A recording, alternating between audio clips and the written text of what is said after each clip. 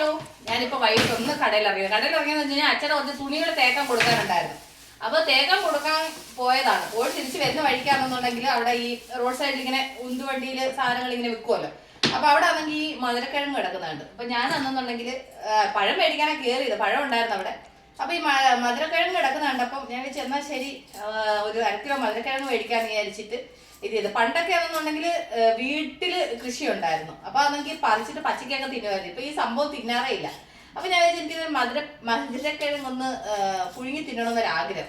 അങ്ങനെ ശരി എന്ന് പറഞ്ഞിട്ട് ഞാനൊരു 1 കിലോ മേടിച്ചു. ഇതിന്റെ വില വന്നിട്ട് 1 കിലോ 40 രൂപ കേട്ടോ. അപ്പൊ അന്നെങ്കിൽ ഞാൻ 1 കിലോ മേടിച്ചതാണ്.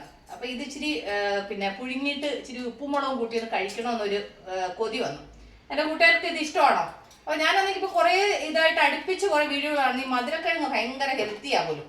മധുരക്കിഴങ്ങ് കഴിക്കുന്ന ശരീരത്തിന് ഏറ്റവും നല്ലതാ. ഇതിനകത്ത് നാരിന്റെ അംശം ഒരുപാട് അടങ്ങിയിരിക്കുന്നത് കൊണ്ട് നമുക്ക് ഡൈജഷൻ ആയാലും അതുപോലെ നമ്മുടെ സ്കിന്നിന് എല്ലാത്തിനും ഏറ്റവും നല്ലതാണ്. അപ്പൊ എന്റെ കൂട്ടുകാർ ദിവസം മധുരക്കിഴങ്ങ് കിട്ടുവാണെങ്കിൽ മേടിച്ച് കഴിച്ചോ കേട്ടോ. ഇവിടെ പിന്നെ അങ്ങനെ എപ്പോഴും ഉണ്ടാവാറില്ല, ചില സമയങ്ങളിലൊക്കെ ഇങ്ങനെ നമ്മൾ പോകുന്ന സമയത്ത് കാണാറുണ്ട്. അപ്പൊ ഇന്ന് എന്തായാലും കണ്ണിൽ കണ്ടപ്പോ ഞാൻ അങ്ങ് മേടിച്ച കേട്ടോ. അപ്പൊ 1 കിലോ മധുരക്കിഴങ്ങ് 20 രൂപ കൊടുത്തിട്ട് ഞാൻ അങ്ങനെ മേടിച്ചോണ്ട് വന്നു. അപ്പൊ ഞാൻ ഇതൊന്ന് ക്ലീൻ ചെയ്തിട്ട് കുക്കറിനകത്ത് ഒരു വിസിൽ അടുപ്പിച്ചിട്ട് വേവിക്കാന്ന് വിചാരിച്ചു. അപ്പൊ ആദ്യം ഞാൻ ഇതൊന്ന് ക്ലീൻ ചെയ്തെടുക്കട്ടെ, അത് കഴിഞ്ഞിട്ട് നമുക്ക് കാണാം.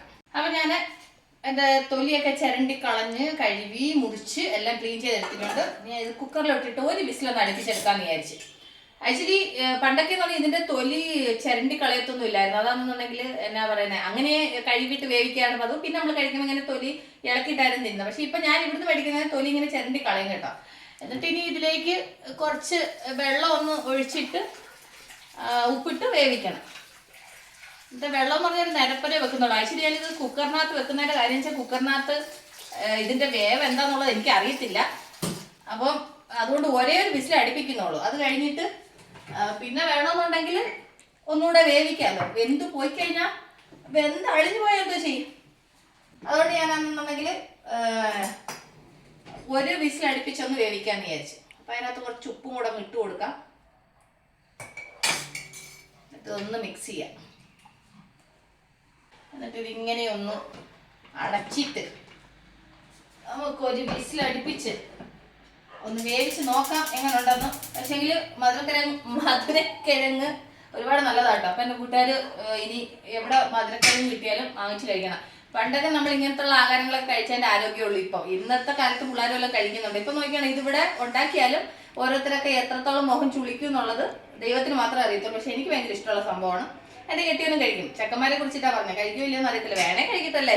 അമ്മമാരുടെ എത്രണ്ണ പറയുന്നത്, കഴിക്കുമായിരിക്കും. ഞാൻ ചുമ്മാ പറഞ്ഞതാ. അപ്പൊ ഇതിന്റെ കൂടെ ഇച്ചിരി ചമ്മന്തി കൂടെ ആക്കണം. അപ്പൊ ഇതൊന്ന് ഒരു വിസിൽ അടിച്ചൊന്ന് വേവട്ടെ, അത് കഴിഞ്ഞ് നമുക്ക് കാണാം. അപ്പൊ നമ്മുടെ സ്വീറ്റ് പൊട്ടറ്റോ ഞാൻ ഒരു വിസിലായപ്പോൾ ഓഫ് ചെയ്തിട്ടു. അതിന്റെ എയറൊക്കെ പോയിട്ടുണ്ട്.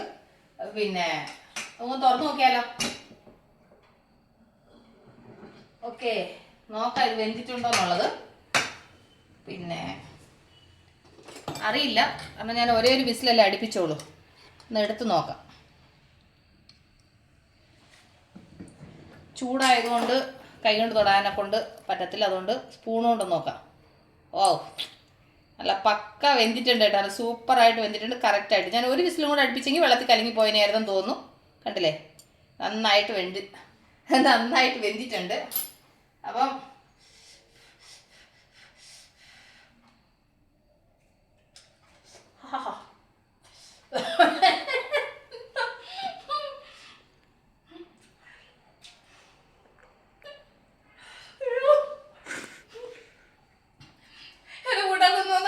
ആക്രാന്തം കൊണ്ട് തിന്നു പോയതാട്ടോ. പക്ഷെ ഭയങ്കര ടേസ്റ്റ്, നന്നായിട്ട് വേവുകയും ചെയ്തല്ലോ.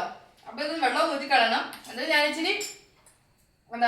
ഇച്ചിരി മുളകും ഉള്ളിയും കൂടെ എടുത്തിട്ടുണ്ട്. ഇച്ചിരി മുളകും ഉള്ളിയും പുളിയും കൂടെ ഇട്ട് ഒരു ചമ്മന്തിയും കൂടെ അരയ്ക്കും. നമ്മൾ ഉടച്ച ചമ്മന്തി ഉണ്ടാക്കത്തില്ലേ, അപ്പൊ ചെറിയ ഉള്ളി ഇല്ല കേട്ടോ. ചെറിയ ഉള്ളി ഇല്ലാത്തതുകൊണ്ട് സവാള എടുത്ത്. അപ്പൊ ഇതും ഇച്ചിരി പുളി ഉപ്പും കൂടി ഇട്ടിച്ച് വെളിച്ചെണ്ണ കൂടി ചമ്മന്തി കൂടെ ആകുമ്പോൾ അപ്പൊ ഇന്നത്തെ ഡിന്നറിന് കാര്യം റെഡിയായി. ഓക്കെ, അപ്പൊ ഇന്നത്തെ ഡിന്നർ ഇതാണ്.